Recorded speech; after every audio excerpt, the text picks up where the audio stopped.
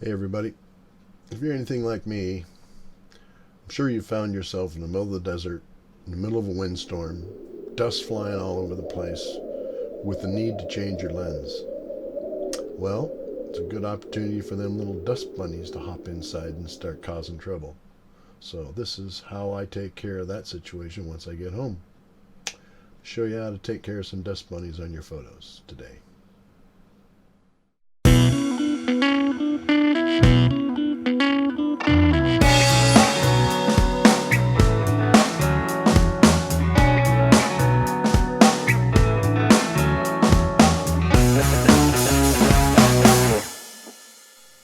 Okay, so let's get started.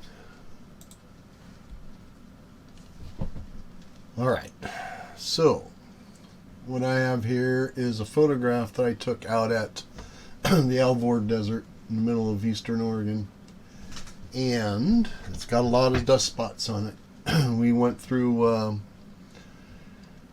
sat through a couple of dust storms out there, and I had to change my lens a couple times, and so what I did is so I got some dust bunnies. I got some pretty severe ones up here, so I thought this would be a pretty good one to demonstrate how I take care of these dust bunnies. Okay, so of course we're in Lightroom here, and I'm going to open everything up here so we can see what we're doing. So I'm going to minimize all these sidebars except for this one over here.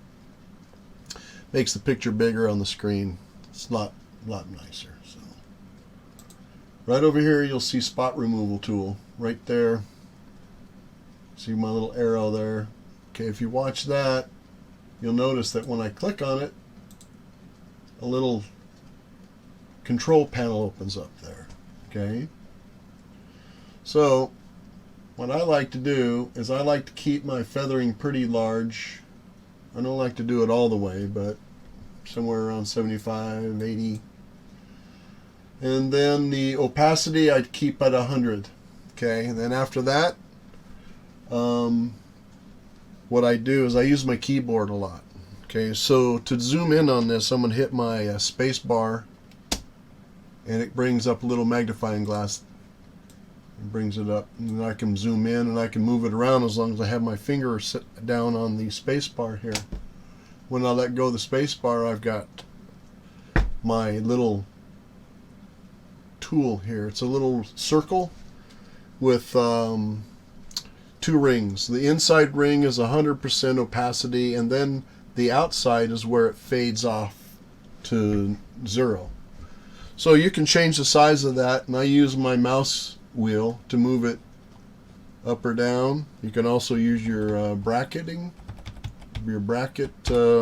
keys on your keyboard, and to change the size of the feathering, you can hit your shift or option key or whatever it is on a Mac, and then you can change the amount of feathering. If you look over here on the right hand side, it's changing the slider over there too. But I like to use a little bit of feathering on mine. Alright, and then I make it about the size of the dust bunny and a little bit larger.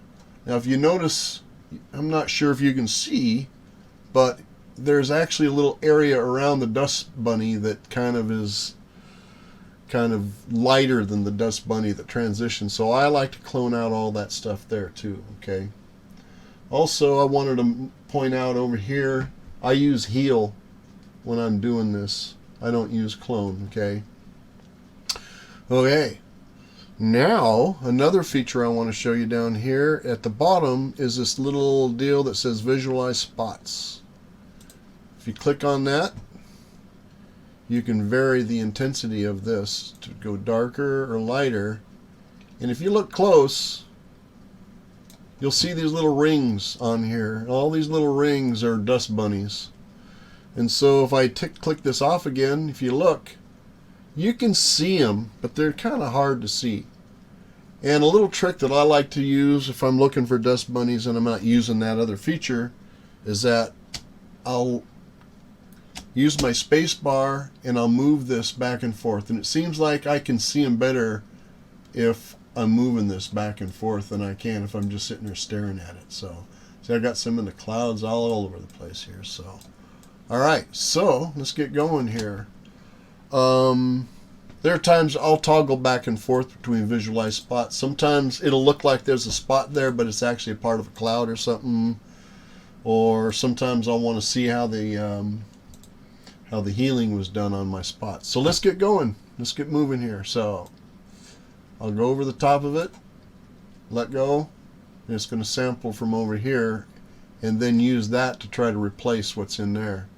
If you look close here, I got two right next to each other, and these are a little smaller. So I'm going to make my brush a little smaller. And I can either do that and that, but you can see how they're kind of close together there. So Control Z will back up, and I'll show you what I'll do if they're right next to each other. I'll just go like this and connect them, kind of connect the dots there. And then I run around and start chasing dust bunnies around the screen. Okay. Remember spacebar to move around. Spacebar will deactivate the tool and give you the little hand mark there, the little hand tool. Oh boy.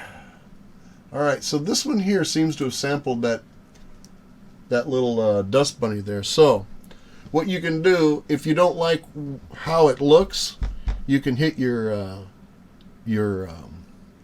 forward slash key. It's your question mark and forward slash key, and it'll move it around to a different place. See how it did that? I like that. So I'll just move on. It's because it's not sampling from over here. Okay, I've got some in the clouds here. There we go. Let me turn on my visualize spots here because I know there were some here I didn't see. There we go. You can see them now. Okay. Let's get moving here. Oh, see that one there sampled from the wrong place. I'm going to hit the forward slash. There we go. There we go. Alright, see this one down here, I'm not sure if that's a dust bunny or what that is. I'm going to look at it. Yeah, it's a dust bunny. Sure enough, it's a dust bunny. Now you can see that one kind of misaligned a little bit there. So I'm going to grab a hold of this and I'm going to teach it where it needs to go. So if you see I moved it there. See how I moved that? So you can move it and then it'll sample from where you moved it to. Okay. Alright, let's move on here. I think there's one there. That looks fine. We're going to move up here. I see one there. I see one there. I see one there. I see one there. I'm telling you, the wind was really picking up dust out there.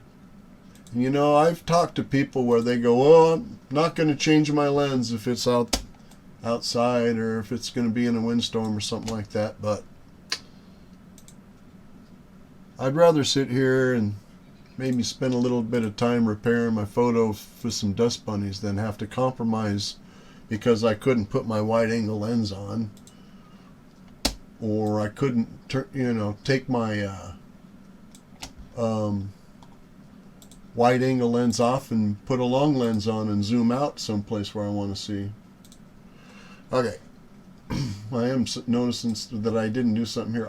A little trick here, a little tip that I want to show you here in Lightroom is before I process, I always click off my remove chromatic aberration, and I usually hit enable profile correction. All right, I use the profile correction when I'm zoomed out so I can see how it affects the photo. Sometimes it helps, sometimes it doesn't. In this particular case, I'm going to leave it on.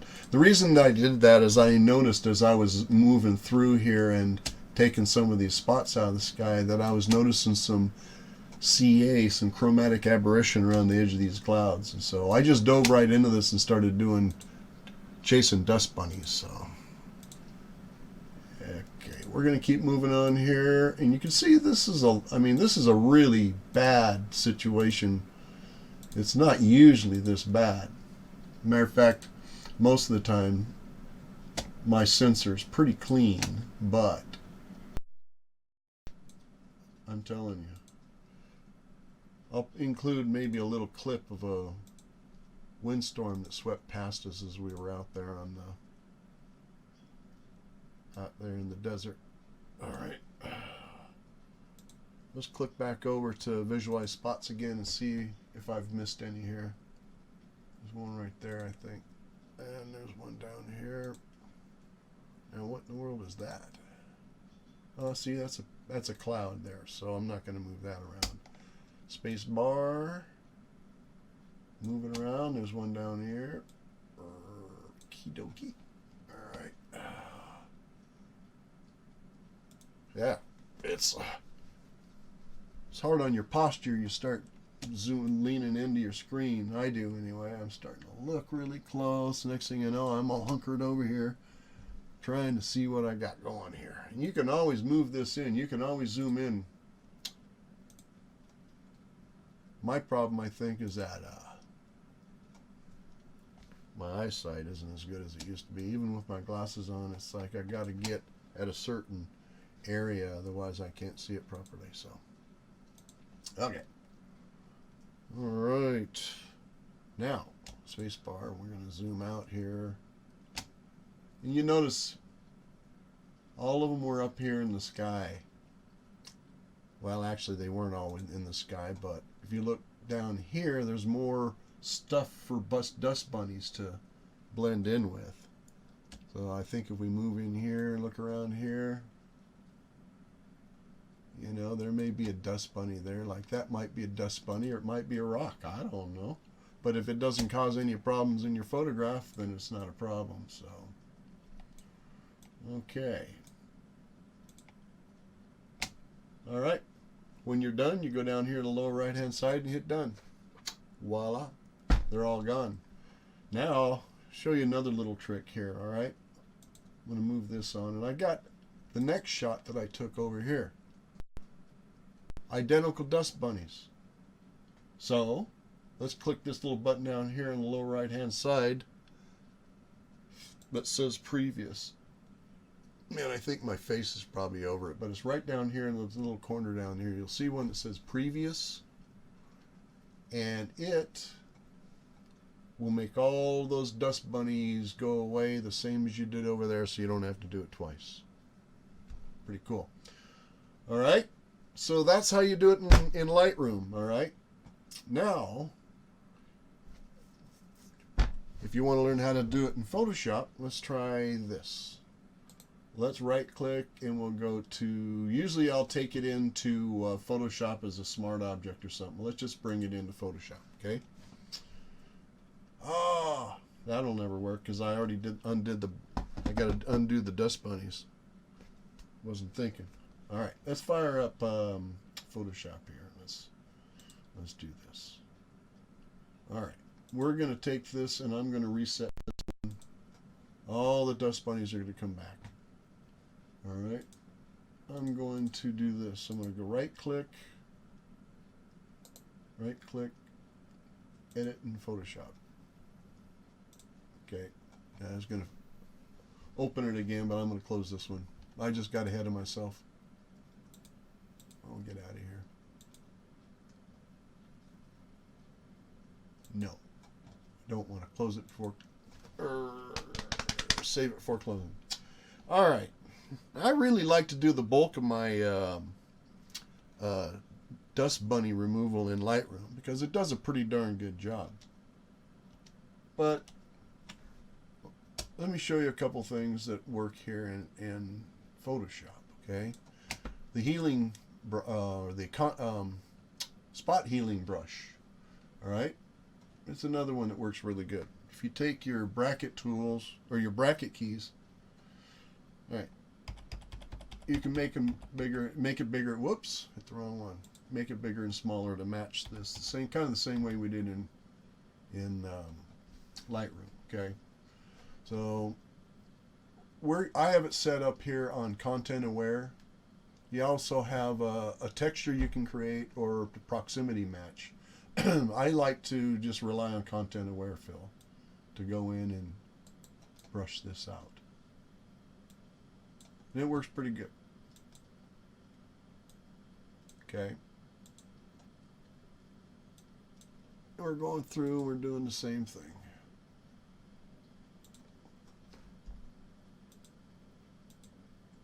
The only problem is that I don't have that feature where it visualizes the dust bunnies in here. I'm sure there's a way that I can replicate it somehow, but doesn't matter. Because like I said, I do most of my dust bunny removal in Lightroom. Okay. All right, I wanted to show you another method that works pretty good for, let's just say you had irregular shapes and things, and maybe a large one, you know, and sometimes it's kind of hard to deal with this healing brush. Trust me, there's situations, but this is kind of a cool one. This is called the patch tool, and you can go through a place in here and surround it like this, and then get in the middle of this and then pull it aside a little bit here to where there's a place that's fairly close to it. You hit Control or Command D should deselect that, and you can see that it did away with that squiggly dust bunny that was in there. If you wanted to do this to all of them, you could probably do that with all of them too, but Control D, deselect. Now that one wasn't as pretty.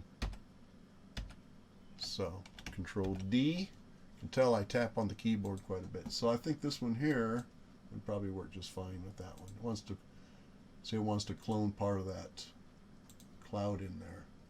Control Z, Z, Z, Z. All right. Let's move in on it. See what we got here. Whoa! Wow. Slow down, you. There it is. Let's try this again.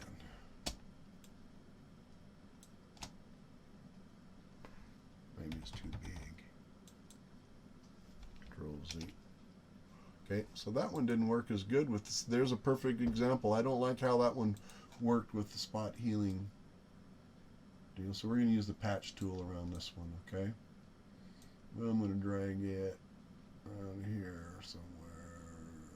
You can kind of see inside the little lasso area there. There's a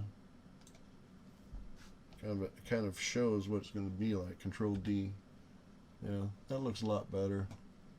So anyhow, there you go. There's my dust bunny tutorial. So the best way to deal with dust bunnies is to somehow try to not get them on your sensor, but they're just going to get there eventually, sooner or later. Even under normal wear or operation of your camera, they're going to end up there. And in extreme situations like this, either change your lens, try to keep as much out of there as you can.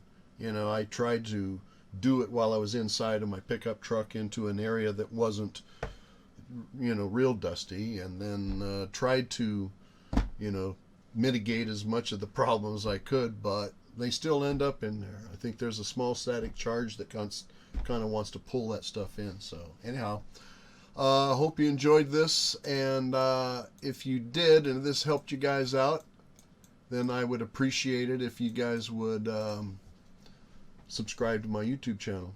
All right, I'm trying to bump it up a little bit here and try to share this stuff with you guys, and I'm going to be a little rough. Like I said, I'm not real good at making videos, but if I can share what I do with you folks, then I'm happy to do it. So don't be afraid of dust bunnies anymore. I showed you guys how to fix it in post-processing. So keep taking pictures. Thanks, I appreciate it. And tune in soon. Hopefully I'll have another tutorial up here. If not, I've tried to put a few of my adventures up here too. So practice and making videos. I appreciate you guys stopping in. Thanks again. Take care. Bye.